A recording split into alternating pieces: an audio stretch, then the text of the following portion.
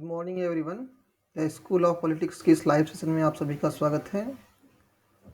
आज का ये जो सेशन है, इस सेशन में हम जीन जैक्स रूसो की पॉलिटिकल फिलॉसफी के बारे में बात करेंगे।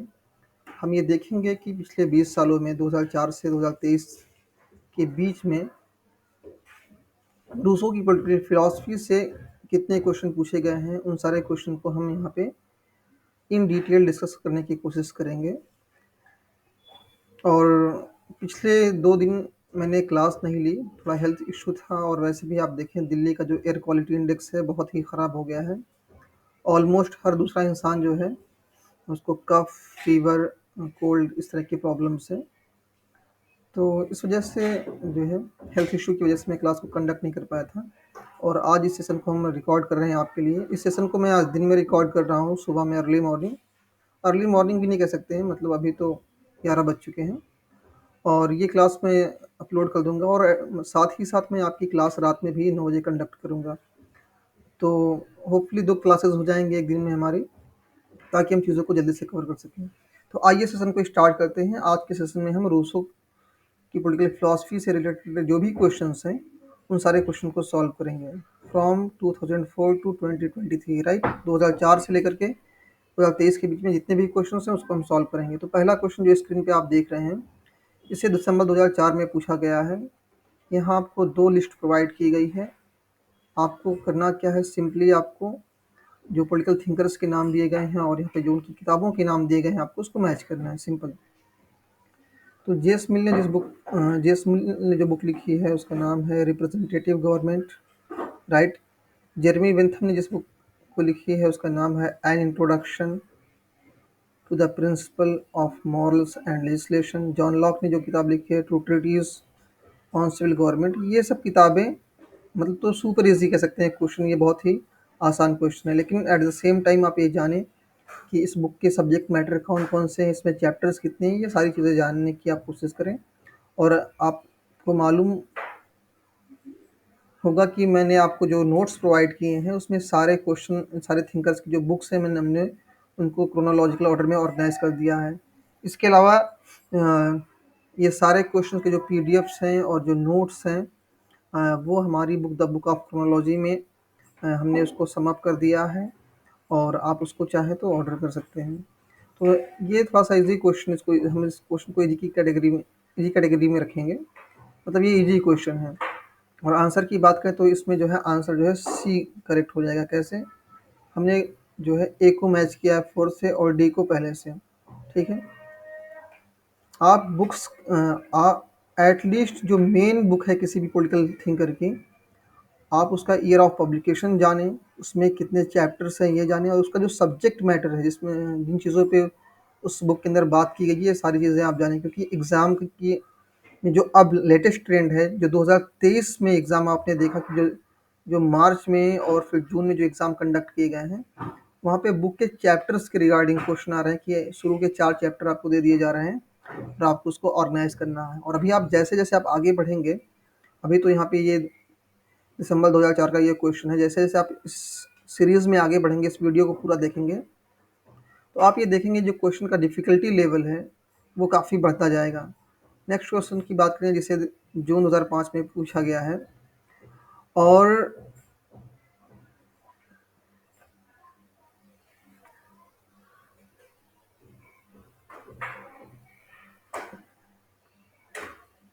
अगर हम यहाँ पे बात करें,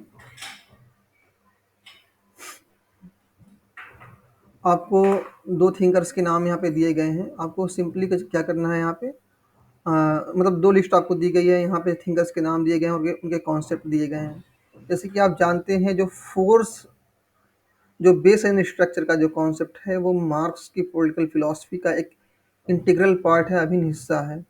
और greatest happiness of the greatest number का जो कॉन्सेप्ट है, इसको किसने दिया है? बेंथम ने दिया है। और फोर्स टू बी फ्री, ये जो वाक्य है, स्वतंत्र होने को बाध्य, इसको तो थोड़ा सा आप समझें। और इस कॉन्सेप्ट को इलेबोरेट करने के लिए मैंने जीन जैक्स रूसो की जो ओरिजिनल बुक है सोशल कॉन्ट्रैक्ट, उसको मैंने आपके लिए यहाँ स्क्रीन पे मैंने रखा है। आप यहाँ पे देखें, ये रूसो की ओरिजिनल बुक है सोशल कॉन्ट्रैक्ट। और सोशल कॉन्ट्रैक्ट के अंदर आप देखें ये जो बुक है, इस रूसो बात करते हैं एक कॉन्सेप्ट जिसका नाम है सामान्य इच्छा यानी जनरल विल। और रूसो के अकॉर्डिंग फ्रीडम क्या है? फ्रीडम एक एक इंडिविजुअल फ्री कब होता है, वो फ्रीडम को सही मायने में सेलिब्रेट कब करता है? एक रूसो के अकॉर्डिंग एक इंडिविजुअल तभी स्वतंत्र है, तभी वो फ्रीडम को सही तरीके से सेलिब्रेट कर सकता है, उसका सही तरीके से इस्तेमाल कर सकता है, जब वो सामान्य इच्छा के आदेश को, जो जनरल विल के जो आदेश हैं, कमांड है, उसको माने, उसको ओबे करें। और आप देखें रूसो की पॉलिटिकल फिलॉसफी में एक तरह का कंट्राडिक्शन दिखता है। कंट्राडिक्शन ये है कि शुरू आप देखिए, अगर ये रूसो की जो बुक है सोशल कॉन्ट्रैक्ट, इसको आप देखेंगे यहाँ पे, ये ओरिजिनल बुक है सोशल कॉन्ट्रैक्ट। तो इस बुक के अंदर आप देखें, ये जो बुक है इसके कंटेंट्स भी आप यहाँ पे देख सकते हैं। ये बुक जो है 4 बुक्स में, या कह सकते हैं कि 4 पार्ट में डिवाइड की गई है, और हर एक बुक में, हर एक पार्ट्स में यहाँ पे कुछ चैप्टर्स दिए गए हैं। और इस बुक का जो पहला चैप्टर है उसमें आप देखेंगे तो यहाँ पे साफ तौर पे लिखा हुआ है, आप बिल्कुल देख सकते हैं यहाँ पे, जो चैप्टर 1 है बुक 1 का, man is born free but everywhere he is in the chain. एक तरफ वो कहते हैं कि मनुष्य स्वतंत्र पैदा हुआ है और सर्वत्र जंजीरों में बंधा हुआ है, और रूसो बात करते हैं व्यक्ति के लिबरेशन के बारे में, बात करते हैं उसके फ्रीडम के बारे में। एट द सेम टाइम वो ये भी कहते हैं कि अगर कोई व्यक्ति सामान्य इच्छा के आदेश को, उसके कमांड को नहीं मानता है, तो उसको उस आदेश को मानने के लिए फोर्स किया जाएगा। तो ये कंट्राडिक्शन है। आगे भी एक और कॉन्सेप्ट आएगा जिसको बोलते हैं पैराडॉक्स ऑफ फ्रीडम, मतलब जहाँ पे एक तरफ वो स्वतंत्रता की हिमायत करते हैं, वकालत करते हैं, एडवोकेसी करते हैं लिबर्टी के लिए, फ्रीडम के लिए, लेकिन हम फिर देखते हैं कि उनका जो कॉन्सेप्ट है जनरल विल का, वो अथॉरिटेरियन हो जाता है। वो व्यक्ति के ऊपर बाधाएं इम्पोज करता है। वो कहता है कि अगर इंसान सामान्य इच्छा के आदेश को नहीं मानता है, उसको ओबे नहीं करता है जनरल विल को, तो उसको जो फिर स्वतंत्र होने के लिए बाध्य किया जाएगा। मतलब क्या, कि उसको इस बात के लिए फोर्स किया जाएगा कि वो सामान्य इच्छा के आदेश को माने। तो फोर्स टू बी फ्री का जो कॉन्सेप्ट है, ये किसका कॉन्सेप्ट है? ये जीन जैक्स रूसो का कॉन्सेप्ट है। और आप देखें लिबर्टेरियन कॉन्सेप्ट जो है रॉबर्ट नॉजिक का है। तो यहाँ पे आप देखें हमने बी को फिफ्थ से मैच किया, राइट? बी को हमने फिफ्थ से मैच किया है, यहाँ पे आप देखें। और हमने जो है डी को, देखिए यहाँ पे आप अगर ऑप्शंस देखेंगे तो बहुत करीबी है। जैसे आप देखें यहाँ पे तीसरा तीसरा, और यहाँ पे पहला पहला, बहुत ही करीबी मामला है। तो ऐसे केस में आपको क्या करना है? आपको छटनी करनी है चीज़ों को, ऑप्शन को आपको एलिमिनेट करना है। एग्जाम में जो लोग गलती करते हैं कि शुरू के पहले और आखिरी के ऑप्शंस देख लेते हैं और हड़बड़ी में कोई सा भी टिक कर देते हैं। आपको क्या करना है? आपको ऑप्शन को जहाँ पर आपको लगे कि मतलब दो ऑप्शन से भी चीज़ें आपकी नहीं बन रही है, तो वहाँ पे फिर आप एलिमिनेशन मेथड का इस्तेमाल करें। और जो मोस्ट अप्रोप्रिएट आंसर है, आपको लगेगा कि हाँ ये सही है, मतलब यहाँ भी पहला भी थर्ड मैच कर रहा है और पहला मैच कर रहा है, लेकिन नहीं। आप यहाँ पे थोड़ा सा देखें, यहाँ पे जो लिस्ट में 4 चीज़ें दी गई हैं, मतलब ए बी सी डी, और यहाँ पे देखिए 5 आपको ऑप्शन दिए गए हैं। तो आपको उसमें चूज़ करना है, जो मोस्ट अप्रोप्रिएट आंसर है उसको आपको आइडेंटिफाई करना है, फिर उसको टिक करना है। तो यहाँ पे जो भी कॉन्सेप्ट आप दिए गए हैं, इसमें से देखिए कोई भी कॉन्सेप्ट जो है जीएस मिल से रिलेटेड नहीं है, चाहे वो बेस स्ट्रक्चर का हो, force to be free, libertarianism, और greatest happiness of the greatest, मतलब ये तो हर कोई जानता है कि ये बेंथम का कॉन्सेप्ट है। तो जो मोस्ट अप्रोप्रिएट आंसर है आपको उसको चूज करना है। सी को हमने किससे मैच किया है? फोर्थ से। तो सी का फोर्थ आप यहाँ पे देखें, यहाँ पे ऑप्शन जो बी है यहाँ पे करेक्ट हो जाएगा। तबीयत हालांकि अभी भी मेरी पूरी तरीके से सही नहीं है, फिर भी मैं सेशन को रिकॉर्ड कर रहा हूँ इसलिए क्योंकि आपके एग्ज़ाम बहुत करीब हैं। और यहाँ पे आप देखें, man is born free everywhere he is in chains. मनुष्य स्वतंत्र पैदा हुआ है और जंजीरों से जकड़ा हुआ है, सर्वत्र बेड़ियों से बंधा हुआ है, जकड़ा हुआ है। ये किसका स्टेटमेंट है? ये रूसो का है। और इसको किस बुक से कोट किया गया है? जो रूसो की बुक है जिसका नाम है द सोशल कॉन्ट्रैक्ट। आपको मैं यहाँ पे एक एडिशनल इंफॉर्मेशन देना चाहूँगा। जैसे कि आपने अगर पढ़ा होगा प्लेटो को, तो प्लेटो की जो बुक है रिपब्लिक, आम तौर पे जो प्लेटो की जो बुक है रिपब्लिक, इसको हम एक और नाम से जानते हैं। इसका टाइटल है क्या? Concerning justice. तो ठीक इसी तरह ये जो बुक है जीन जैक्स रूसो की, जिसको 1762 में इन्होंने लिखा था, इस बुक का एक और टाइटल है, और एग्जाम में यहाँ से क्वेश्चन पॉसिबिलिटी कि यहाँ से क्वेश्चन पूछे जा सकते हैं। और उसका एक जो दूसरा नाम है वो ये है, principles principles of political right, RIGHT।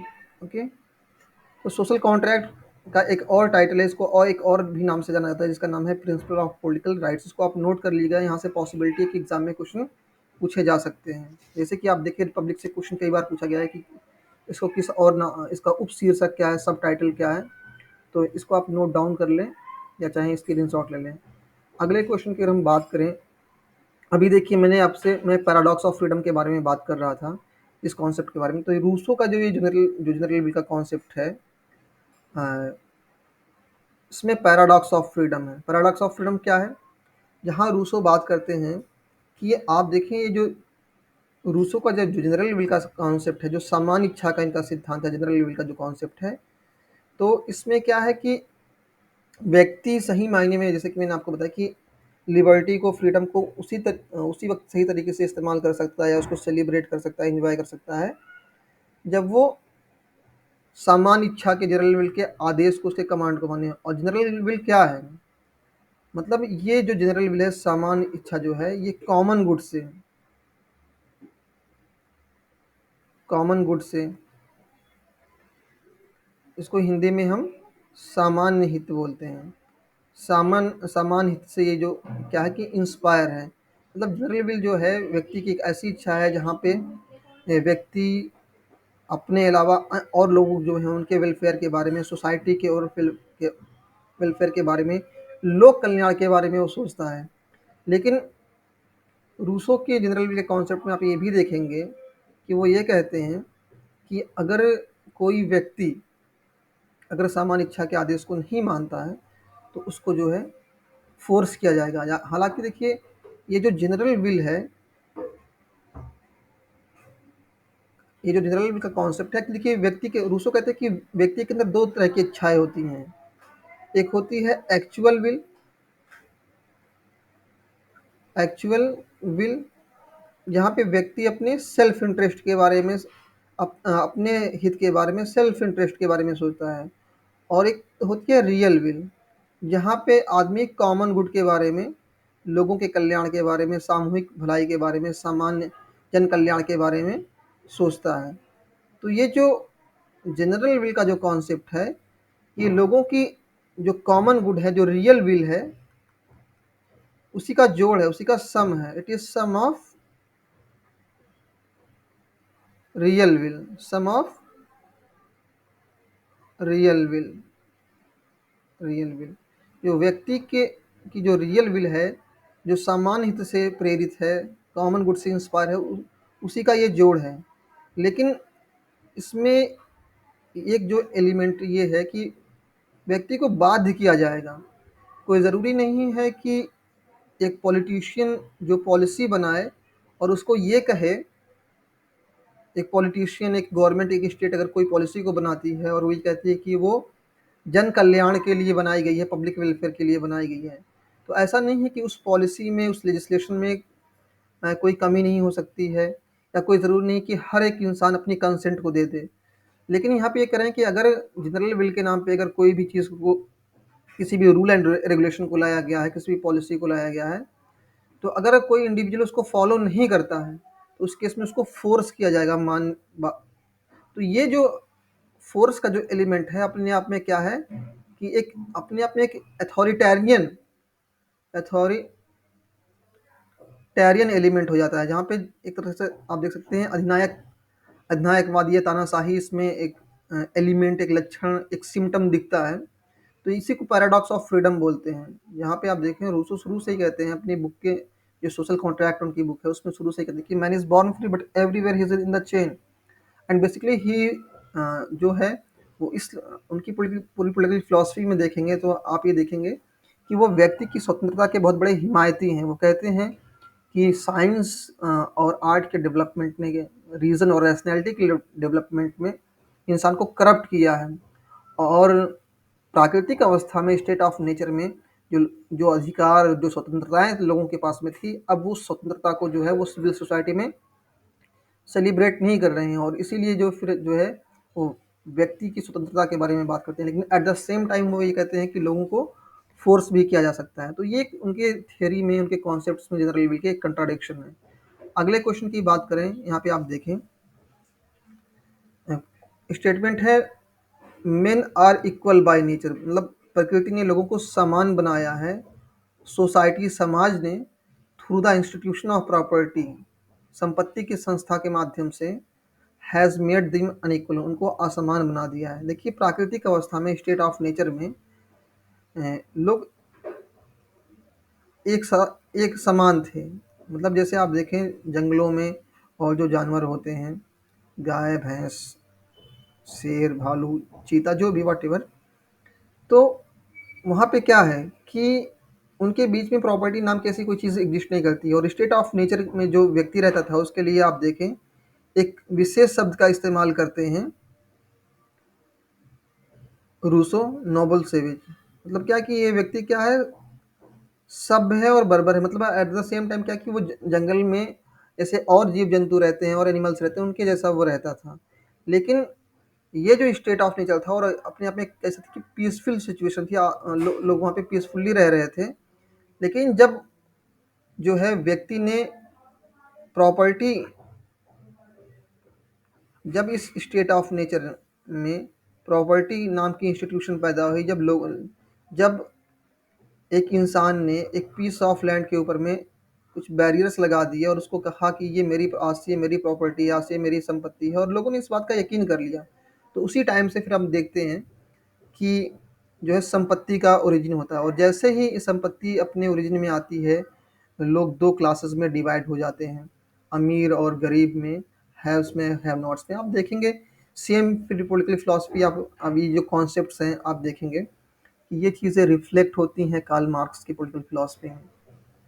तो संपत्ति ने लोगों को जो है समाज, और देखिए संपत्ति का निर्माण कहाँ पे संभव है, समाज में। जंगलों, मतलब जो इंसान या जो जीव जंतु, जो एनिमल्स, जो क्रिएचर्स जंगलों में जो है रहते हों, जैसे कि आमतौर पे और जो एनिमल्स रहते हैं उस तरीके से रहते हो, वहाँ पे प्रॉपर्टी नाम की कोई इंस्टीट्यूशन एग्जिस्ट नहीं कर सकती है। और हम देखते हैं कि जैसे ग्रेजुअली आप देखिए ह्यूमंस का इवोल्यूशन हुआ, उनका विकास हुआ। पहले वो जंगलों में रहता था, फिर वो गुफाओं में रहने लगा, फिर बाद में उसने बड़े बड़े घर बनाए, फोर्ट्स बनाए। तो जैसे जैसे सभ्यता का विकास हुआ, कल्चर का डेवलपमेंट हुआ इंसान के अंदर, पहले तो अपने वो नेचुरल इंस्टिंक्ट पे काम करता था, और जब उसके अंदर रीजन और रैशनैलिटी आई, उसने प्रॉपर्टी को क्रिएट किया, उस वजह उसके बाद से फिर क्या है कि लोगों के बीच में जो है असमानता उत्पन्न हो गई। और यहाँ पे देखें क्वेश्चन दिसंबर 2011 में पूछा गया है। यहाँ पे 4 किताबों के नाम दिए गए हैं, इसको आपको क्रोनोलॉजिकल ऑर्डर में ऑर्गेनाइज करना है। ऑलरेडी इस क्वेश्चन को एक बार हम अटेम्प्ट कर चुके हैं, जैसे कि फॉर एग्जांपल 360 बीसी में प्लेटो ने स्टेट्समैन को लिखा है। ईमाइल जो है 1762 में लिखी गई है। आर्ट ऑफ वार जो है 1520 में लिखी गई है। और फ्रैगमेंट ऑफ गवर्नमेंट है, इसको जो है आई थिंक 1776 में लिखा गया है इस बुक को। तो सबसे पहले द स्टेट्समैन और फिर आर्ट ऑफ वार, मतलब फर्स्ट एंड फोर्थ सबसे पहले आएगा, तो first and fourth option see यहाँ पे करेक्ट हो जाएगा। अगले क्वेश्चन की बात करें, जिसे पूछा गया दिसंबर 2012 में, और यहाँ पे बहुत बारीकी आप देखिए इस क्वेश्चन के नेचर को थोड़ा सा आप देखें। यहाँ पे क्या है कि इस स्लाइड में आप देखेंगे, इस क्वेश्चन में आप देखेंगे कि यहाँ पे किताबों के नाम दिए गए हैं। उन किताबों के नाम दिए गए हैं जिसको जीन जैक्स रूसो ने लिखा है। और आपको क्या करना है इस क्वेश्चन के अंदर कि इन बुक्स को क्रोनोलॉजिकल ऑर्डर में ऑर्गेनाइज करना है, काल क्रम के अनुसार इन किताबों को आपको व्यवस्थित करना है, ऑर्गेनाइज़ करना है। तो आप देखें ये जो बुक है discourses on the art and science, ये 1750 के आसपास में लिखा था जीन जैक्स रूसो ने इसको, और डिस्कोर्सेज ऑन इक्वलिटी को आई थिंक 1755 के अराउंड लिखा था। और सोशल कॉन्ट्रैक्ट जो बुक है इसको 1762 में लिखा था, और ई माइल को भी 1762 में लिखा था।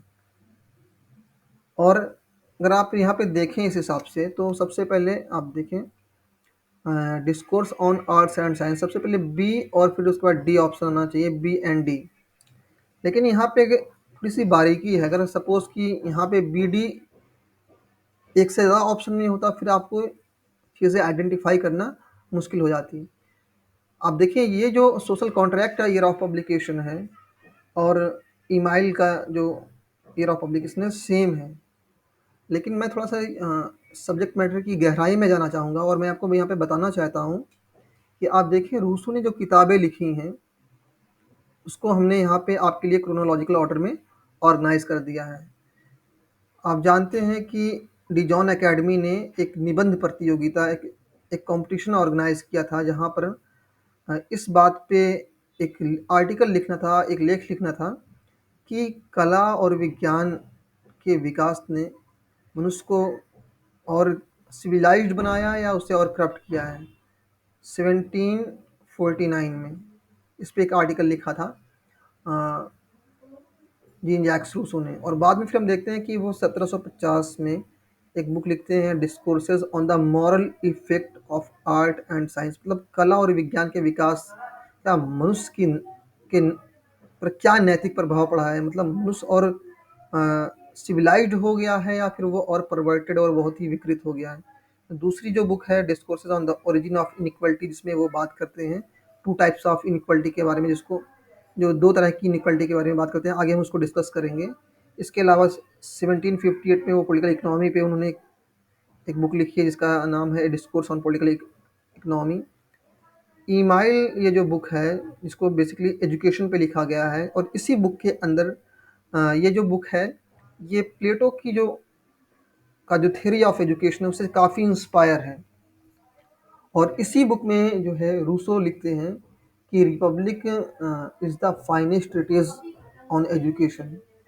जो रिपब्लिक है प्लेटो का, जो रिपब्लिक है प्लेटो का, वो शिक्षा पे लिखा गया सर्वोत्तम ग्रंथ है।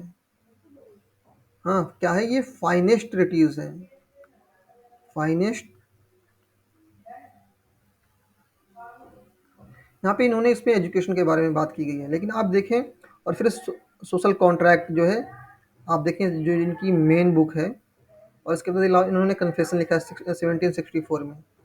यहाँ पे मैं एक चीज़ आपको ये बताना चाहूँगा कि ये जो ईमाइल जो बुक है, या इसको एमिली या ईमाइल पढ़ते हैं, दोनों किताबें सेम ईयर में लिखी गई हैं, लेकिन ईमाइल को कब लिखा गया है? मई में लिखा गया है 1762 में, और सोशल कॉन्ट्रैक्ट को जुलाई में। जैसे कि आप यहाँ पे क्लियरली देख सकते हैं, मैंने यहाँ पे मेंशन भी कर दिया है कि यहाँ पे ये मई में पब्लिश हुई है और ये जुलाई में, ठीक है? तो इसको आप थोड़ा सा ध्यान दीजिएगा।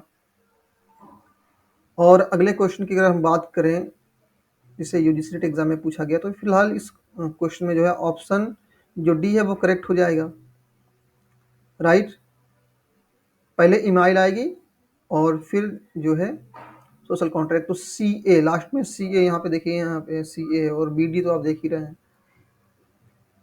ये जो क्वेश्चन है इसको आप देखें, एक्चुअली ये जो क्वेश्चन है ये रूसो के की पॉलिटिकल फिलॉसफी, स्पेशली उनका जो जनरल विल का जो कॉन्सेप्ट है, जो उनके सामान्य इच्छा का जो सिद्धांत है, उसकी क्रिटिक है, उसकी समालोचना है। और इसमें एक थिंकर है जिनका नाम है डिग्विट। वो देखते हैं कि रूसो की पॉलिटिकल फिलॉसफी में कुछ ऐसे एलिमेंट हैं, कुछ ऐसे तत्व हैं जो डिक्टेटरशिप को और डिस्पोटिज्म को जो है इंस्पायर करते हैं। और आगे वो लिखते हैं, क्या लिखते हैं कि Rousseau is the father of Jacobian despotism, of Caesarian dictatorship, and the inspirer of the absolute doctrines of Kant and Hegel। Jean Jacques Rousseau Jacobian निरंकुश तंत्र तथा सीजेरियन तानाशाही का जनक है, तथा उसने कांट एवं हीगल के निरपेक्ष सिद्धांतों को अभिप्रेरित किया, उसको इंस्पायर किया। ये किसका स्टेटमेंट है? डिग्विड का है। क्यों वो ऐसा कह रहे हैं? क्योंकि आप देखें जनरल विल के कॉन्सेप्ट के अंदर ही रूसो क्या कहते हैं? रूसो कहते हैं कि व्यक्ति को क्या किया जाएगा? Force to be free. उनको उसको स्वतंत्र होने के लिए बाध्य किया जाएगा, उसको जो है उसके ऊपर प्रेशर डाला जाएगा, उसको फोर्स किया जाएगा। तो ये एक ऐसा एलिमेंट है जहाँ पे ह्यूमन लिबर्टी कंप्रोमाइज होती है और अपने आप में एक ये अथॉरिटेरियन एलिमेंट है।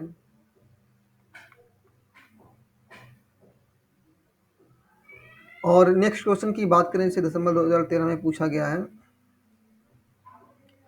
हाँ, यहाँ पे एक तरह से एक स्टेटमेंट है।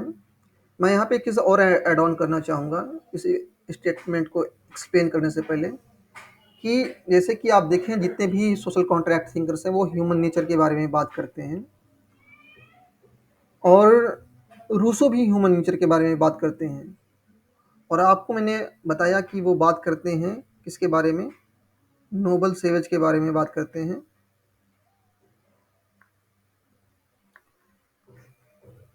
जहाँ आप देखें, अगर हम बात करें, अगर थिंकर्स की बात करें, तो हॉब्स कहता है क्या कि जो व्यक्ति के का जो सेल्फ इंटरेस्ट है वो कहीं ना कहीं सेल्फ इंटरेस्ट है, और जो उसके अंदर फियर फैक्टर है, जो डर की जो भावना है, वो उसके बिहेवियर को इंस्पायर करती है। और लॉक क्या कहते हैं? लॉक कहते हैं कि व्यक्ति अनुभव के जरिए से वो इम्पीरिसिज्म में यकीन रखते हैं, अनुभववाद में यकीन रखते हैं वो, और कहते हैं कि अनुभव के ज़रिए से ही इंसान सीखता है, अपने एक्सपीरियंसेस के ज़रिए से। लेकिन जीन जैक्स रूसो का ये कहना है कि इंसान के अंदर दो एट्रीब्यूट्स होते हैं। पहला जो है सेल्फ लव, और दूसरा सिंपैथी। सेल्फ लव के ज़रिए से इंसान अपने बारे में, अपने वेलफेयर के बारे में सोचता है, और सिंपैथी के ज़रिए से वो दूसरों की तकलीफ़ को, उनके दुख को, उनके दर्द को जो है समझने की कोशिश करता है। और ये दोनों जो एलिमेंट हैं वो इंसान के नेचर को, उसके बिहेवियर को जो है इंस्पायर करती हैं। मतलब ये दोनों डिटरमाइनिंग फैक्टर हैं, ये इंसान के बिहेवियर को, उसके व्यवहार को जो है निर्धारित करती हैं, ये दोनों एलिमेंट्स। और आप देखें जैसे जैसे इंसान के अंदर चेतना का विकास होता है, कॉन्शियसनेस का डेवलपमेंट होता है, उसके अंदर क्या चीज़ें आ जाती हैं? उसके अंदर रीज़न आता है, तर्क शक्ति आती है, रीज़न, या फिर हम कह सकते हैं रैशनैलिटी कहें, या लॉजिक कहें। ये सारी चीज़ें जहाँ से इंसान चीज़ों को कंपेयर करना सीखता है। दो कंट्राडिक्टरी, जो दो विरोधाभासी स्टेटमेंट हैं या एट्रीब्यूट्स हैं, जो गुण हैं, उसके बीच में वो तुलना करता है और ये तय करता है कि क्या चीज़ें मेरे लिए बेहतर हैं, क्या चीज़ें सही हैं, जहाँ से वो चीज़ों को कैलकुलेट करना सीखता है। तो यहाँ पे देखिए कि स्टेटमेंट है, the natural man will be one in whom strong conscience and steadfast reason have successfully harmonized self-love and sympathy। प्राकृतिक पुरुष वह होगा जिसमें शक्तिशाली चेतना और वफादार कारण ने सफलता के साथ स्वप्रेम तथा सहानुभूति को सामंजस्यपूर्ण बनाया। ये कथन किसका है? तो ये किसका है? रूसो का है। आप ये देखिए, दो फैक्टर्स हैं, सेल्फ लव एंड सिंपैथी, जो इंसान की ह्यूमन को जो है उसके बिहेवियर को जो है इंस्पायर करते हैं। और जब इन दोनों एलिमेंट के साथ साथ रीज़न यहाँ पे आता है और तीनों के बीच में एक कोऑर्डिनेशन क्रिएट करता है, तो उस इंसान को क्या बोलते हैं? Natural man. आगे इस कॉन्सेप्ट को अगले क्वेश्चन की हम बात करेंगे। आप देखें यहाँ पे मैंने अभी थोड़ी देर पहले आपको बताया था डिजॉन एकेडमी के बारे में। यहाँ पे पूछा गया है, Rousseau won the prize in an essay contest sponsored by Dijon academy of Dijon in 1749 on the subject. Rousseau ने अकेडमी ऑफ डिजॉन द्वारा 1749 में प्रायोजित निबंध प्रतियोगिता में इस विषय पर पुरस्कार पाया था। एक्चुअली देखिए, रूसो की अगर हम बात करें तो 1749 से पहले जो है उसकी ज़िंदगी एक आम इंसान की तरह से थी। वो ऐसे ही सड़क पे घूम रहा था, टहल रहा था। उसको रास्ते में एक पैम्फलेट मिला और जिसमें एक एस्से कॉन्टेस्ट, एक निबंध प्रतियोगिता का आयोजन किया गया था, जिसको किसने स्पॉन्सर किया था, उसका आयोजन किसने, डिजॉन एकेडमी ने किया था। और जिस विषय पे ये प्रतियोगिता थी उसका टाइटल था, has the progress of science and art contributed to corrupt or purify morals. क्या विज्ञान और कला में प्रगति ने आचार को भ्रष्ट या शुद्ध करने में योगदान दिया है। मतलब इस प्रतियोगिता का, इस इससे कॉन्टेस्ट का ये उद्देश्य था कि लोग अपनी अपनी विचार रखें कि साइंस और कला के विज्ञान ने एक व्यक्ति को करप्ट किया है या उसे और सिविलाइज्ड और सभ्य बनाया है। तो इस प्रतियोगिता में जीन जैक्स रूस ने जो अपने विचार रखे वो सबसे अलग रखे। उन्होंने बताया कि आर्ट और साइंस के डेवलपमेंट ने इंसान को करप्ट किया है। और वैसे भी आप देखें, आजकल जितनी भी टेक्नोलॉजीज़ का डेवलपमेंट हो रहा है, ख़ास तौर पे देखें, जो है डीप फेक वीडियोज़ का आपने नाम सुना होगा, आर्टिफिशियल इंटेलिजेंस का नाम सुना होगा। तो इसका जो है इस्तेमाल आप अच्छे पर्पज़ के लिए कर सकते हैं। मैं भी करता हूँ। और वैसे भी जो जिस चीज़ पे मैं काम कर रहा हूँ, मतलब बेसिकली मेरी जो रिसर्च है, artificial intelligence and the future of democracy. तो इसमें इसमें हम देखते हैं कि कैसे जो है आर्टिफिशियल इंटेलिजेंस का इस्तेमाल करके जो है लोगों की वोटिंग बिहेवियर को जो है चेंज किया जा रहा है। उनकी सोचने और समझने की जो क्षमता है उसको सीमित किया जा रहा है। तो साइंस और कला का जो विकास है उसके बारे में रूसो ये कहते हैं कि इसने जो है व्यक्ति को जो है करप्ट किया है। नेक्स्ट क्वेश्चन की बात करें, जैसे जैसे दिसंबर 2014 में पूछा गया पेपर 3 में। और अगेन ये एक तरह से स्टेटमेंट है और यहाँ पे पूछा गया है, ये रूसो का स्टेटमेंट है।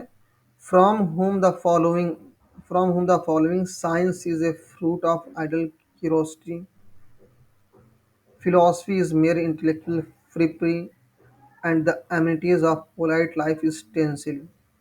विज्ञान निष्क्रिय जिज्ञासा का परिणाम है, दर्शन केवल बौद्धिक सजावट है, शिष्ट जीवन की सुख सुविधाएं चमकीले रंगीन फीते हैं। ये किसका स्टेटमेंट है?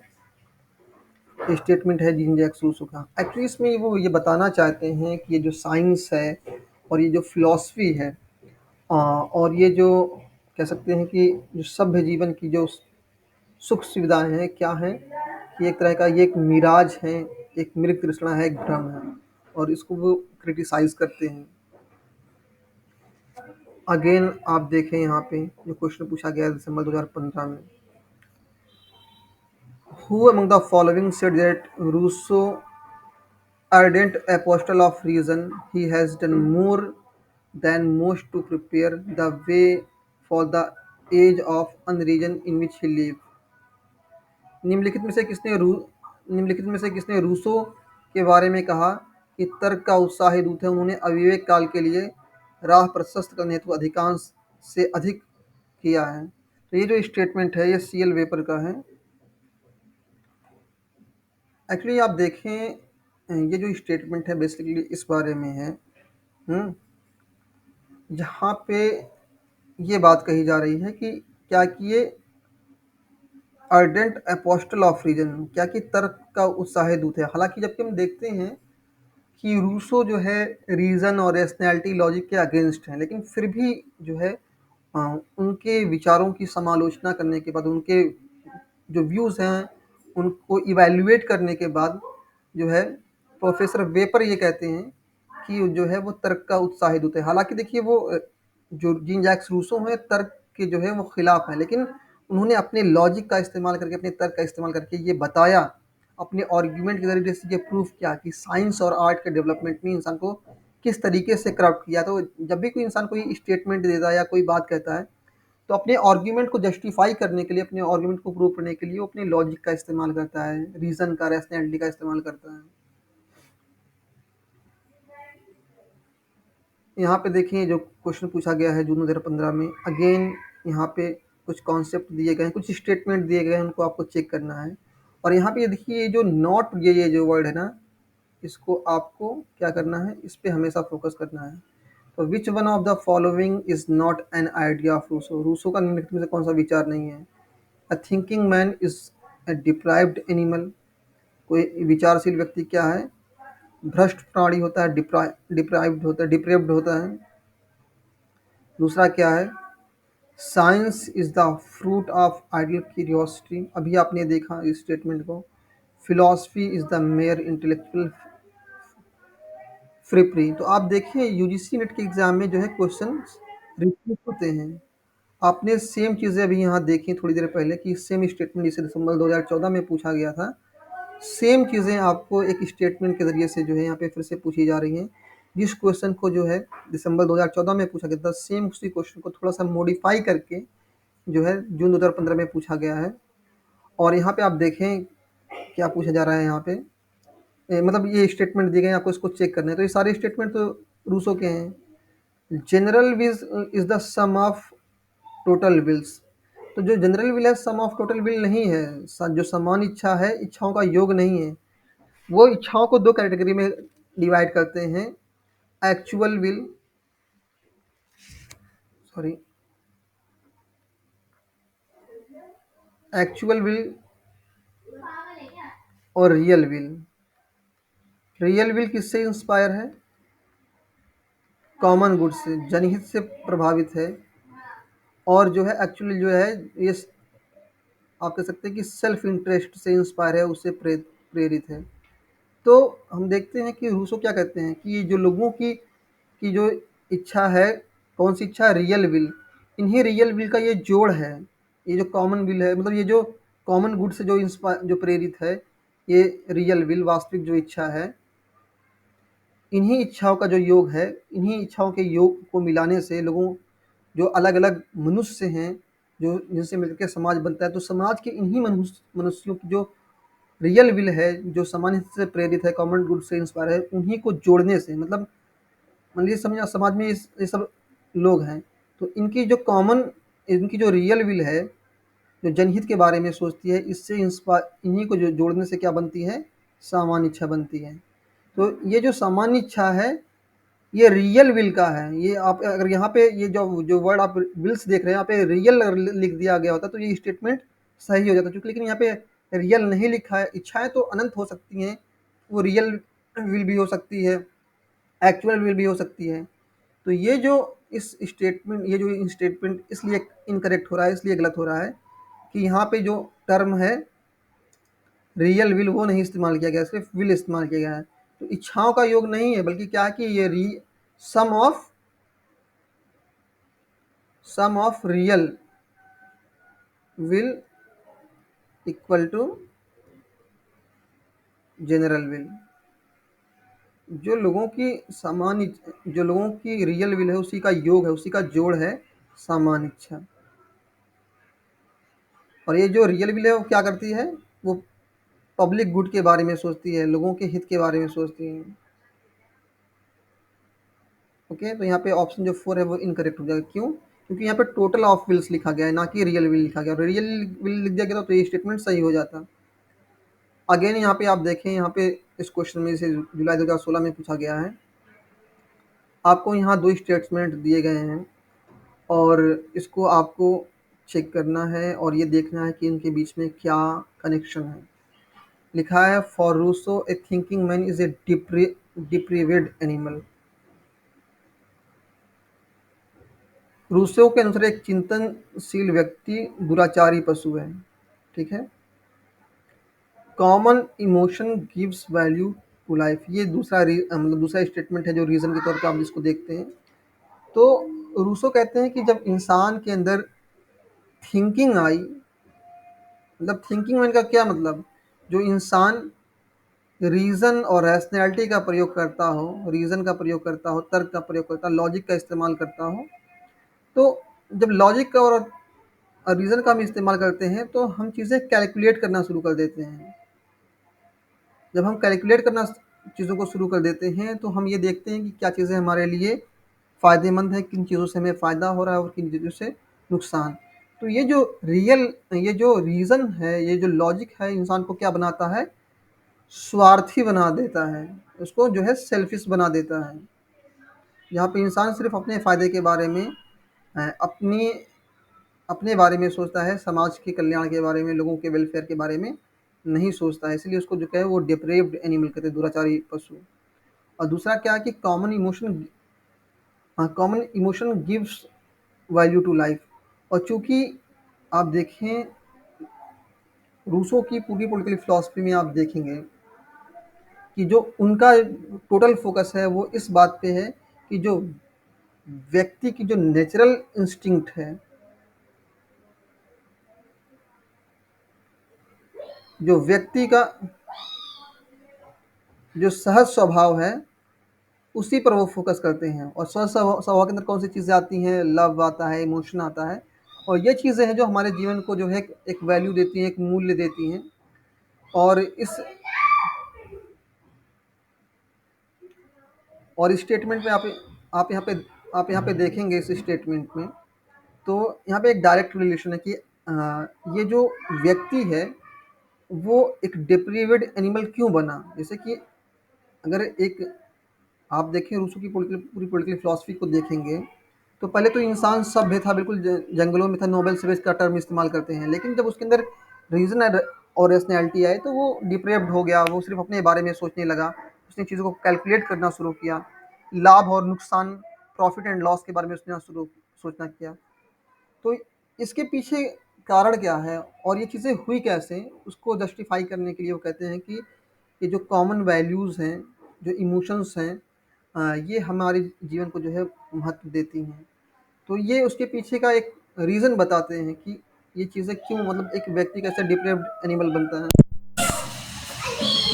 ये कौन है? बस बस मत बताओ यहाँ पे।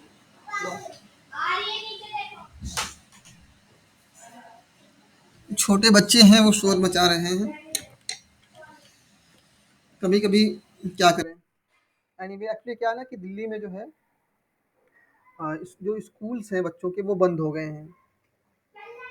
और चूंकि एयर क्वालिटी इंडेक्स यहाँ का ख़राब हो गया है, इस वजह से स्कूल यहाँ के बंद हो गए हैं। और इस वजह से जो है फिर सभी बच्चे जो हैं अ, सारी बिल्डिंग्स के ऊपर से नीचे सब आज छुट्टी पे हैं। आज अगले दिन भी छुट्टी पे ही रहेंगे वो, और सब वो ऊपर भाग दौड़ कर रहे हैं बिल्ली के बच्चे के साथ खेलने। एनीवे हम क्लास को कंटिन्यू करेंगे। इस क्वेश्चन में जो है आंसर, जो पहला आंसर है ऑप्शन है वो करेक्ट हो जाएगा। यहाँ पे देखें, इस क्वेश्चन की अगर बात करें, जिसे जुलाई 2016 में पूछा गया है। अगेन आप देखें यहाँ पे ह्यूमन नेचर से रिलेटेड क्वेश्चन पूछे गए हैं। और बेसिकली ये जो क्वेश्चन है इसमें एग्जामिनर ये आपसे पूछना चाहता है कि आप ये जो स्टेटमेंट दिए गए हैं आपको, 4 statement A B C D, इसको आप पढ़ें और ये देखें कि इसमें से कौन सा स्टेटमेंट सही नहीं है। और बेसिकली ये जो क्वेश्चन है रूसो के जनरल विल से और बिलोंग करता है। और आप देखिए सोशल कॉन्ट्रैक्ट थ्योरी में आप देखेंगे, रूसो की सोशल कॉन्ट्रैक्ट थ्योरी में ये जो सारी चीज़ें हैं, सारे जो स्टेटमेंट दिए गए हैं, उनसे कहीं ना कहीं डायरेक्टली या इनडायरेक्टली रिलेटेड हैं। इवन जो जो जनरल विल का जो कॉन्सेप्ट है, सामान्य इच्छा का जो सिद्धांत है, वो भी सोशल कॉन्ट्रैक्ट थ्योरी का ही आउटकम है। आप देखें, मैंने आपको शुरू में बताया कि जो सेल्फ लव है और सिंपैथी, ये जो दो एलिमेंट हैं, ये मनुष्य के ये ह्यूमन नेचर है उसको जो है बनाते हैं, उसको इंस्पायर करते हैं, प्रेरित करते हैं। क्या क्या कि टू ओरिजिनल इंस्टिंक्ट, जो दो मूल वृत्तियां जो हैं, स्वप्रेम और सहानुभूति, मानव की प्रकृति का निर्माण करते हैं, ह्यूमन नेचर को जो है वो बनाते हैं, उसको इंस्पायर करते हैं, उसको इन्फ्लुएंस करते हैं। अ thinking man is A deprived animal, एक विचारशील मानव दुराचारी पशु होता है। और दूसरा क्या है, family is the only natural society, ये भी सही है। और यहाँ पे देखिए general will is not a group mind, general will क्या है, ग्रुप माइंड नहीं है। तो ये तो बात बिल्कुल सही है।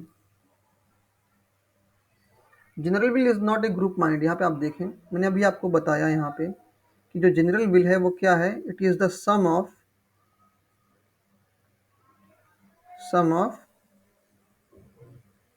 Real will. जो जो सामान्य इच्छा है वो क्या है, वो योग है। किसका योग है, किसका योग है, किसका जोड़ है, रियल विल का। और रियल विल एक अलग चीज़ है। जनरल मतलब ये जो जनरल विल है किससे बनती है, रियल विल से ही बनती है। और ग्रुप माइंड एक अलग कॉन्सेप्ट है।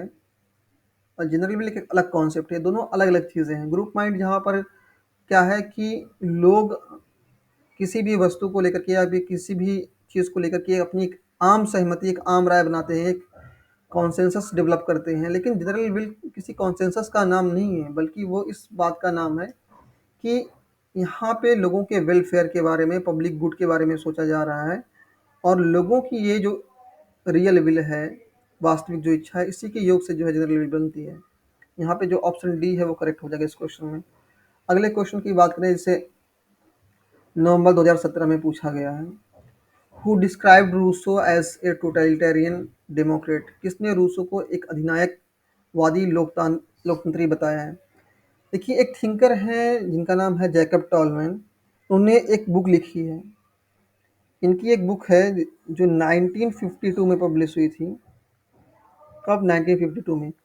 और इस बुक का टाइटल है, इसको आप नोट कर लीजिएगा, ये एग्ज़ाम के पॉइंट ऑफ व्यू से इम्पोर्टेंट है। और ये I think JNU PhD entrance में के एग्ज़ाम में थे। इस बुक का नाम था of the origin of totalitarian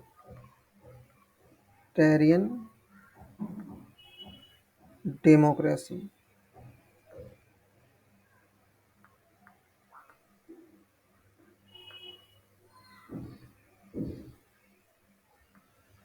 Jacob tall man.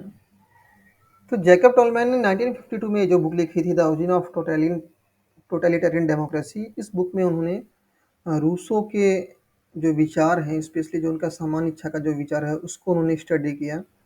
और उनको जो है उन्होंने एक टोटलिटेरियन डेमोक्रेट के तौर पर उनको घोषित किया। उनको बताया कि ये एक टोटलिटेरियन डेमोक्रेट है। कैसे? आइए हम थोड़ा सा समझते हैं कि रूसो को टोटलिटेरियन डेमोक्रेट क्यों कहा उन्होंने। मैंने आपको अभी थोड़ी देर पहले बताया कि वो कहते हैं कि अगर कोई व्यक्ति जो है सामान्य इच्छा के जो सामान्य इच्छा है, अगर उसके आदेश को नहीं मानता है, तो उसको क्या किया जाएगा? Force to be free. और आप देखें, जो अथॉरिटेरियन रिजीम होती है, उसमें क्या होता है कि लोगों को जो है एक सेट ऑफ आइडिया को फॉलो करने के लिए जो उनको उनको फोर्स किया जाता है। और आप वैसे तो आप देखें, रूसो जो है, रूसो की बात करें हम, वो डायरेक्ट डेमोक्रेसी के आइडिया में यकीन रखते हैं। डायरेक्ट डेमोक्रेसी यानी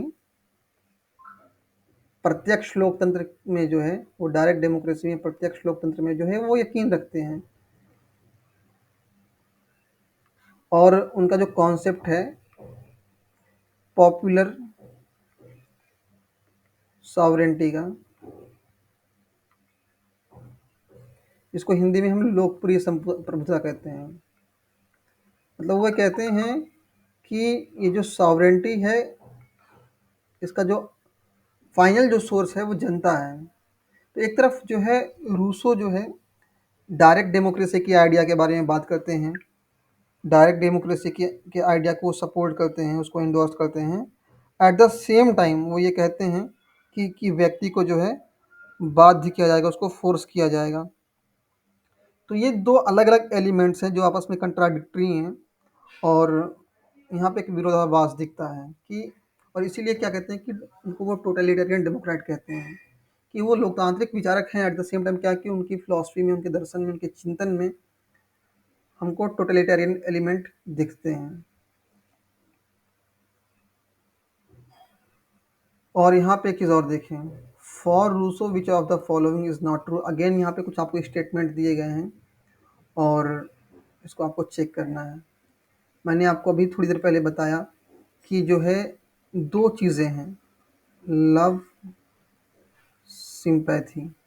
ये दो चीज़ें ऐसी हैं जो इंसान के ह्यूमन नेचर को, उसके बिहेवियर को जो है इंस्पायर करती हैं, उसको फॉर्मुलेट करने में उसकी हेल्प करती हैं। मतलब यही दो एलिमेंट्स हैं as per the description of Rousseau. Rousseau के अनुसार, मतलब ये मेरे मेरे विचार नहीं है, ये रूसो का विचार है। और इसमें क्या वो लिखते हैं कि for man self love which satisfies his needs is only too apt to become pride. व्यक्ति का आत्म प्रेम जो उसकी वास्तविक ज़रूरतों की पूर्ति करता है, सिर्फ गौरव बनने के लिए वर्ण करने के निमित्त में क्या हिंदी ट्रांसलेशन करते हो यार। तो यहाँ पे बेसिकली ये कहना चाहते हैं कि जो व्यक्ति का जो स्वप्रेम है, मतलब जहाँ इंसान खुद से प्यार करता है, सिर्फ अपने वेलफेयर के बारे में सोचता है, जिसके ज़रिए से जो इंसान की जो ज़रूरतें हैं वो पूरी होती हैं, वास्तविक ज़रूरतें हैं। Too apt to become pride, मतलब वो इतना एप्ट नहीं है अपने आप में कि वो जो है अ, गर्व में या घमंड में जो है कन्वर्ट हो जाए। लेकिन वो आगे ये कहते हैं, देखिए ये जो सेल्फ लव है ना, ये टू डायमेंशनल है। एक तरफ क्या कि व्यक्ति जहाँ पे स्वयं से खुद से प्यार करना, स्वयं से प्रेम करना कोई कोई बुरी बात नहीं है, लेकिन ये जब यही सेल्फ लव जो है प्राउड में कन्वर्ट हो जाता है, घमंड में बदल जाता है, एरोगेंस में कन्वर्ट हो जाता है, तो फिर चीज़ें बहुत ही कॉम्प्लिकेटेड हो जाती हैं। और दूसरे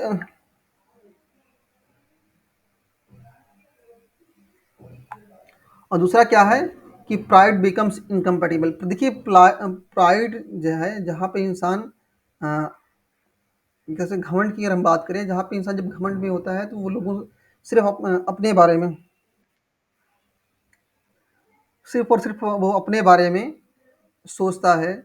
और आप देखें कि जब प्राइड इंसान के अंदर एक बार पैदा हो जाता है, घमंड पैदा होता है, तो फिर उसके अंदर में जो है सुपीरियरिटी और इन्फीरियरिटी जैसे जो है एलिमेंट्स है वो डेवलप होते हैं कि ये मुझसे ऊंचा है, ये नीचा है, ये छोटा है, ये बड़ा है, इस तरह के जो है एलिमेंट्स जो है डेवलप होते हैं। और जब इंसान के अंदर एक बार घमंड पैदा हो जाता है, प्राइड पैदा होता है, तो फिर वो जो सिंपैथी है वो शायद ही वो ख़त्म हो जाती है इंसान के अंदर से, या बहुत कम हो जाती है।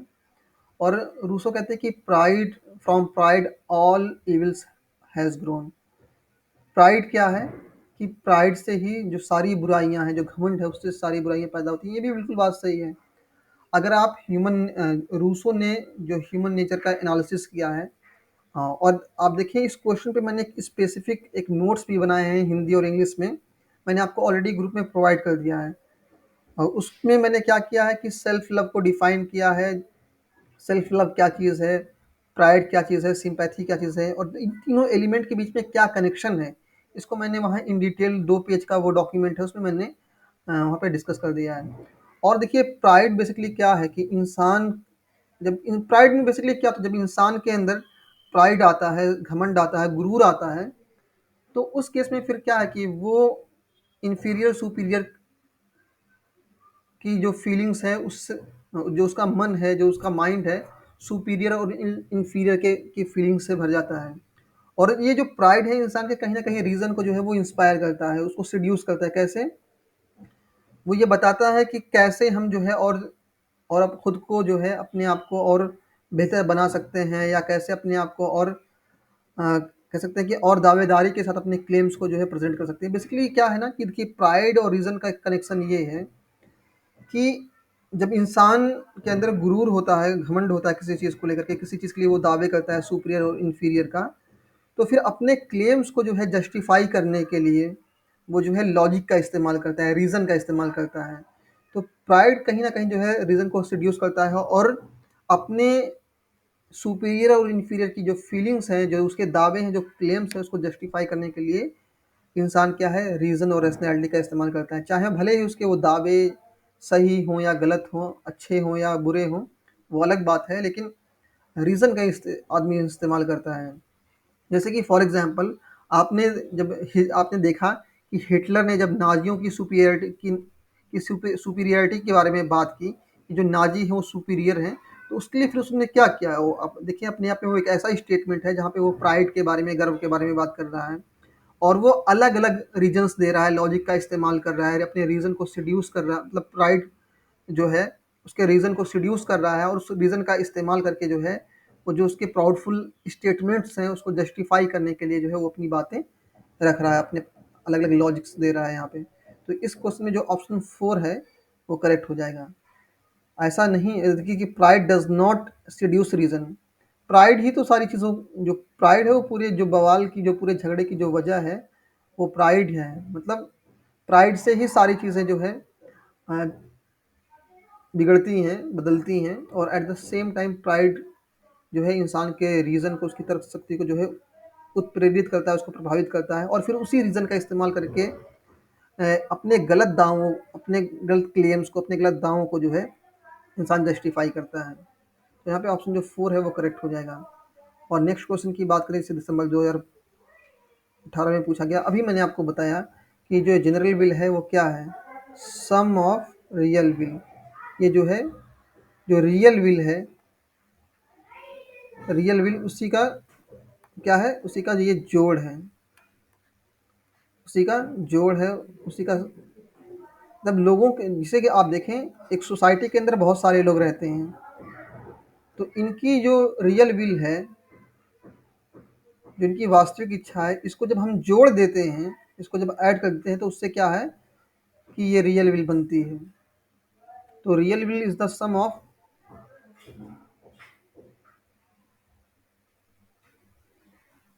Real will is the sum of, sorry I am sorry, general will, general will is the sum of real will.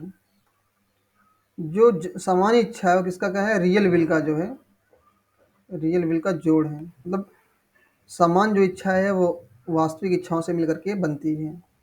और जो वास्तविक इच्छा है किसके बारे में बात करती है, जनहित के बारे में, लोगों के कल्याण के बारे में, उनके वेलफेयर के बारे में। तो यहाँ पे इस क्वेश्चन में जो ऑप्शन सी है वो करेक्ट हो जाएगा। एक मिनट, थोड़ा सा इसको मैं इस क्वेश्चन को एक ही फ्रेम में ले लूँ। ये ये जो टर्म है एक्चुअल और रियल, दोनों आखिर अगर आप देखें तो मिलते जुलते हैं, और ये इतने मिलते जुलते हैं आपस में कि ये कन्फ्यूज़न क्रिएट कर देंगे। अगर आप एक्चुअल को हिंदी में ट्रांसलेट करेंगे तब भी वास्तविक होगा, और रियल को जो है ट्रांसलेट करेंगे तब भी जो है, लेकिन आप देखें हिंदी का जो ट्रांसलेशन है वो पता नहीं जो है कमीशन किस तरीके से इसका ट्रांसलेशन करता है। जो लोग ट्रांसलेट करते हैं क्वेश्चन को किस तरीके से करते हैं, मुझे इसका आइडिया नहीं है कि कौन लोग करते हैं, कैसे करते हैं। लेकिन आप देखें, अगर आप हिंदी वर्ड को अगर लेकर के चलेंगे तो बहुत कन्फ्यूज़न हो जाएगी आपको। लेकिन इंग्लिश जो वर्ड है, जो रूट वर्ड है रियल विल, इसको वास्तविक इच्छा हम कहते हैं साथ में। और एक्चुअल का देखिए, वास्तविक इच्छा का मतलब होता है रियल विल, राइट। और यथार्थ इच्छा का मतलब एक्चुअल विल। एक्चुअल जो विल है वो सेल्फ इंटरेस्ट से इंस्पायर है, व्यक्ति के स्वार्थ से, आत्म प्रेम से इंस्पायर है। और ये क्या है, ये जनहित से, ये पब्लिक गुड से, पब्लिक गुड से, पब्लिक के वेलफेयर से, पब्लिक गुड से, पब्लिक के वेलफेयर से इंस्पायर है। तो इन्हीं जब लोगों की जो अलग अलग ये जो रियल विल है, इन्हीं को जोड़ने से जो है सामान्य इच्छा बनती है। ओके, तो यहाँ पे ऑप्शन जो सी है वो करेक्ट हो जाएगा। जून 2019 में ये क्वेश्चन पूछा गया है पेपर 2 में। यहाँ पे आप देखें, the English think they are free, they are only free during the election of members of parliament. अंग्रेज सोचते हैं कि वे स्वतंत्र हैं जबकि वे केवल संसद के सदस्यों के चुनाव के समय स्वतंत्र होते हैं। ये जो स्टेटमेंट है ये जीन जैक्स रूसो का है। एक्चुअली रूसो का ये जो स्टेटमेंट है उसके पीछे लॉजिक ये है कि आप जुडिशियरी और एग्जीक्यूटिव,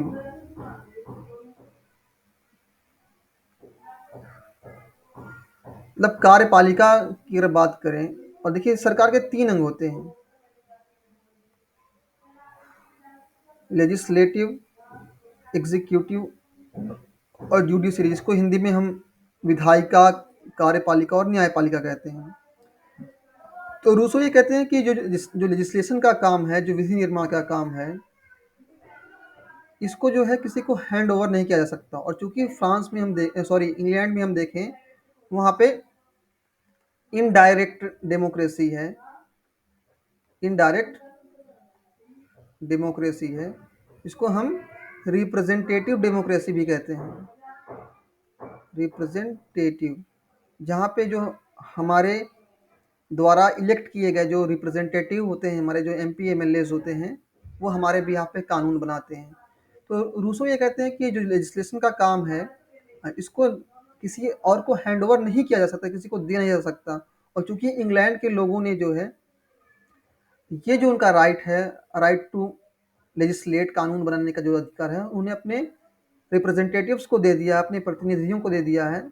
तो इसलिए वो फ्री नहीं है, वो बस उसी दिन फ्री है जिस दिन वहाँ पे इलेक्शन होता है मेंबर ऑफ पार्लियामेंट का, जिस दिन वो अपने मेंबर्स को जो है इलेक्ट करते हैं, चुनते हैं।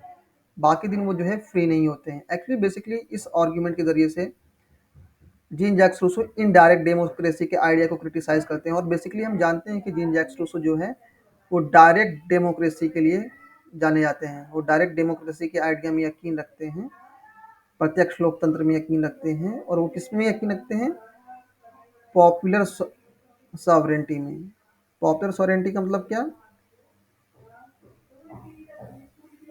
कि वो मानते हैं कि जो संप्रभुता का जो अंतिम स्रोत है वो जनता ही है, और ये जो स्रोत है, ये जो सॉवरेंटी है, वो जनता में ही बनी रहती है। और आप देखेंगे ये जो क्वेश्चन है कई बार रिपीट हुए हैं एग्जाम में। जैसे कि आप यहाँ पे देखिए, जो क्वेश्चन इसे दिसंबर 2019 में पूछा गया है, who differentiated between natural and conventional inequalities, किसने जो है प्राकृतिक और परंपरागत असमानता के बीच में विभेद किया है? जीन जैक्स रूसो ने एक बुक लिखी है जिसका नाम है डिस्कोर्सेज ऑन इक्वलिटी। आप देखें यहाँ पे आ, ये जो बुक की लिस्ट मैंने आपको प्रोवाइड की है, यहाँ पे आप देख सकते हैं। ये जो सेकंड नंबर पे जो बुक है, discourses on the origin of inequality, जिसको 1755 में इन्होंने जीन जैक्स रूसो ने लिखा था। तो इस बुक के अंदर जीन जैक्स रूसो दो तरह की इनइक्वलिटी के बारे में बात करते हैं। एक प्राकृतिक असमानता, जैसे इसको प्रकृति ने बनाया, किसी को लंबा बनाया, किसी को छोटा बनाया, किसी को काला बनाया, किसी को गोरा बनाया, ये प्राकृतिक असमानता है। और दूसरी कन्वेंशनल इनइक्वालिटी, इसको किसने बनाया है? जिसको समाज ने बनाया है। जहाँ पे हम देखते हैं कि दलित, जैसे कि फॉर एग्जांपल, जैसे कि दलित हैं, कोई दलित है, कोई ब्लैक है, तो कोई व्यक्ति काला है और उसके साथ इस आधार पे भेदभाव हो रहा है। या कोई व्यक्ति दलित है या माइनॉरिटी है, उस भेद उसको उसके साथ भेदभाव हो रहा है, उसके साथ डिस्क्रिमिनेशन हो रहा है इस ग्राउंड पर। तो एक तो ये जो इनइक्वालिटी है जिसको नेचर ने बनाया, तो इसमें वो जीन जैक्स उसको चेंज करने की, उसको मॉडिफाई करने की बात नहीं करते हैं। लेकिन ये जो कन्वेंशनल इनइक्वालिटी असमानता है, इसको समाज ने बनाया है, इसको जो है वो समाप्त करने की वकालत करते हैं अपनी book discourses on the origin of inequality. तो ये जो स्टेटमेंट है किसका है? जीन जॉर्ज, सॉरी, ये जो डिफरेंशिएशन है, जो इन्होंने विभेद किया, किसने किया? रूसो ने। और कहाँ किया है? अपनी book discourses on the origin of inequality, जिसको 1755 में इन्होंने लिखा था। आप इवन यहाँ पे देख सकते हैं इस बुक का टाइटल। तो आप चाहें तो इसका एक स्क्रीनशॉट भी ले सकते हैं। जो सेकंड नंबर पे ये जो बुक है, इसी बुक में इन्होंने बात की है। अगेन हम बात करें ये जिस क्वेश्चन की, और आप देखिए अभी आप देखेंगे यूजीसी नेट के एग्जाम में क्वेश्चन जो है मतलब जो है रिपीट होते हैं। अब देखिए यहाँ पे पूछा गया है, who is the author of Emile. जो ईमाइल ये जो बुक है, इसको किसने लिखा है? रूसो ने लिखा है। और कब लिखा है? 1762 में जो इन्होंने इस बुक को लिखा है। बेसिकली इसमें वो शिक्षा के बारे में, एजुकेशन के बारे में बात करते हैं। और अगर हम यहाँ पे देखें इस क्वेश्चन को, इसे यूजीसी नेट एग्जाम में पूछा गया है 2022 में, और शिफ्ट 1 में एक क्वेश्चन पूछा गया है। इसकी अगर हम बात करें इस क्वेश्चन की, अगेन देखिए क्वेश्चन को थोड़ा सा घुमा के पूछा गया कि क्वेश्चन सेम ही है। Who among the following identifies two type of inequality, natural inequality and conventional inequality. तो किसने किया है? जीन जैक्स रूसो ने। तो आप देखें नेट के एग्जाम में क्वेश्चन रिपीट होते हैं। यहाँ पे देखिए जो क्वेश्चन इसे दिसंबर 2019 में पूछा गया था, इसको थोड़ा सा घुमा करके एग्जामिनर ने जो है 2022 में पूछा है। और आप फिर अभी आप देखेंगे कि ये क्वेश्चन फिर से रिपीट होगा।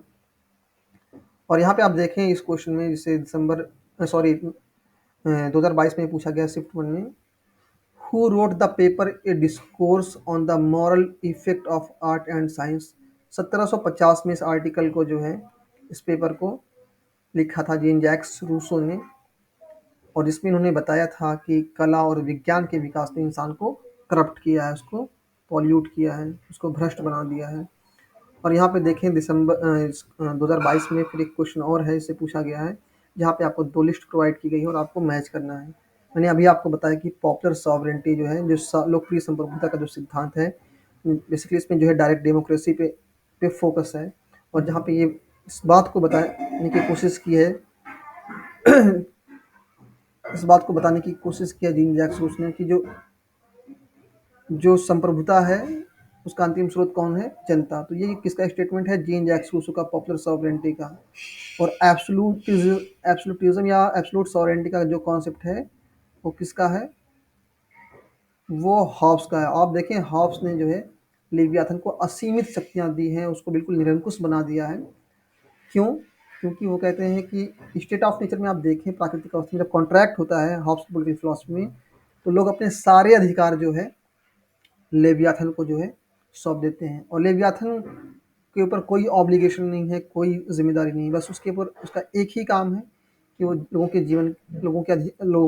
का जो जीवन है, जो उनका लाइफ है, उसको प्रोटेक्ट करें।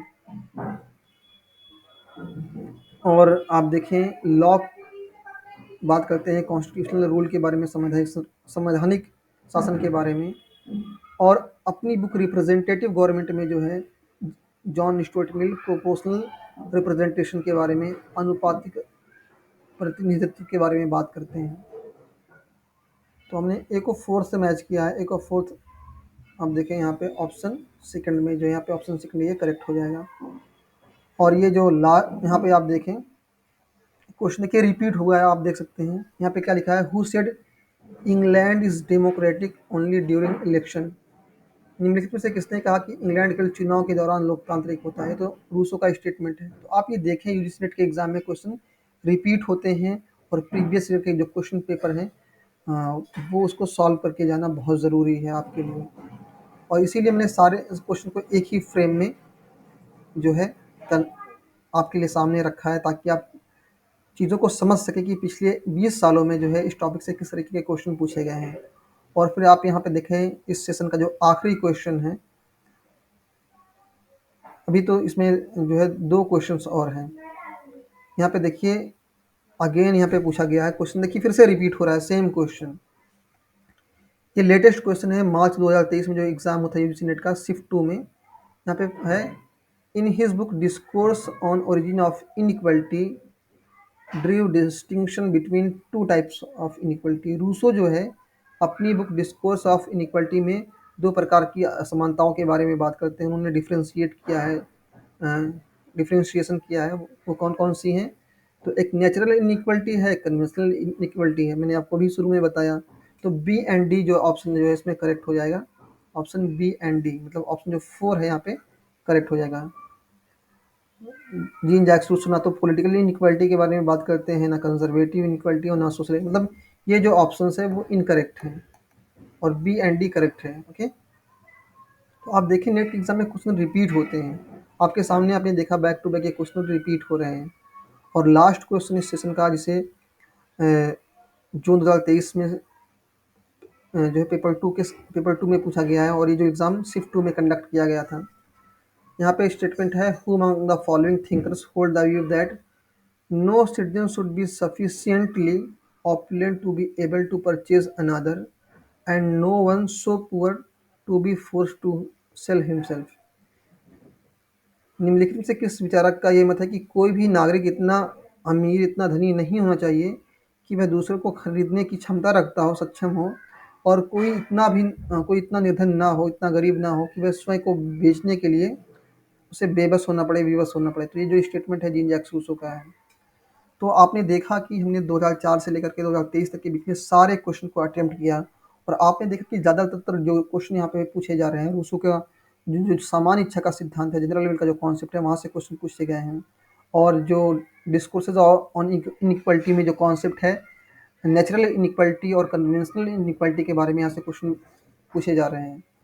तो ये सारे क्वेश्चन जो है बहुत ही अच्छे हैं, और हमने एक एक करके यहाँ पे इसको अटेम्प्ट कर लिया। और एक चीज़ मैं आपको बताना चाहूँगा कि जो मेरी the book of chronology volume 1 है वो कंप्लीट हो गई है, और आप लोग चाहें तो उसको जो है ऑर्डर कर सकते हैं। तो उस बुक में ये सारे थिंकर्स के जो क्वेश्चन हैं विथ आंसर की आपको मिल जाएंगे। उस ऑथर का एक ब्रीफ इंट्रोडक्शन, और उसने कौन कौन सी किताबें लिखी हैं, किस पर्टिकुलर फील्ड में लिखी है, वो सारी चीज़ें हमने इंक्लूड की हैं और नोट्स हम आपको ऑलरेडी प्रोवाइड कर चुके हैं। तो अगर आप चाहें तो इस बुक को जो है ऑर्डर कर सकते हैं। और ये मेरा कॉन्टैक्ट नंबर है, इस पे आप कॉल कर सकते हैं या व्हाट्सएप कर सकते हैं 8960788579। ओके, तो आज के सेशन में बस इतना ही। Thank you so much.